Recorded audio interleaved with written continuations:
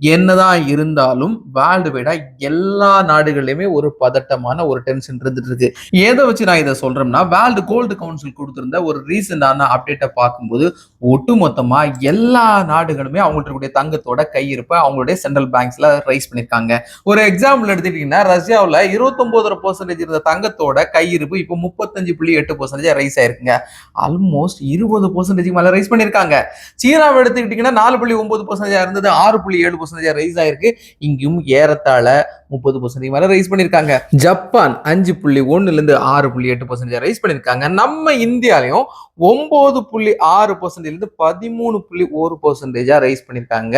அப்போ ஏற்கனவே நாம என்ன ஹோல்ட் பண்ணிட்டு இருந்தோமோ அதுல இருந்து ஏறத்தாழ 30% நம்ம இந்தியாவிலே நம்ம ரைஸ் பண்ணிருக்கோம்னா, வேர்ல்டு வைடா இருக்கக்கூடிய எல்லா நாடுகள்லையும் அவங்களுடைய தங்கத்தோட கையிருப்பு அதிகப்படுத்திட்டு இருக்காங்கன்னா, ஏதோ ஒரு அன்சர்டனிட்டி வந்துச்சுன்னா அந்த டைம்ல சேஃப் ஆகணும் அப்படிங்கிற ஒரு கான்சென்ட்ரேஷன்ல தான் அவங்க பண்றாங்க. எதுக்காக இதை நம்ம சொல்றோம்னா, 2008 எக்கனாமிக் கிரைசிஸா இருக்கலாம், 2020 கோவிட்டை விட இப்போ டாலரோட பங்களிப்பும் இந்த மாதிரிப்பட்ட டாரிஃபோட இஷ்யூவும் உலகம் முழுக்க அச்சுறுத்திட்டு இருக்கு. இதோட வார் ஒவ்வொரு நாட்டிலையும் கண்டினியூவா மறைமுகமா வார்கள் நடந்துட்டு இருக்கிறத நம்ம வெளிப்படையா பார்த்துட்டு இருக்கோம்.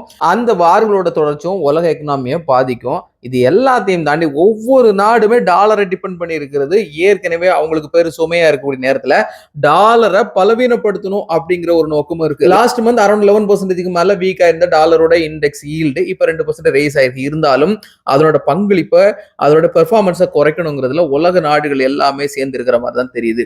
ஸோ இது எல்லாமே தங்கத்தை ஏற்கனவே தங்கம் வாங்காம இருந்த நாடுகள் கூட அல்லது தங்கத்தை கொஞ்சமா வச்சிருந்த நாடுகள் கூட அவங்களோட ரிசர்வ்ல அதிகமா வைக்கிறதுக்கு ட்ரை பண்ணிருக்காங்க. ஏற்கனவே அமெரிக்கால ஹோல்ட் பண்ணிட்டு தங்கத்தை சில நாடுகள் அவங்க நாடுகளுக்கு திருப்பி எடுத்துட்டு இருக்காங்க.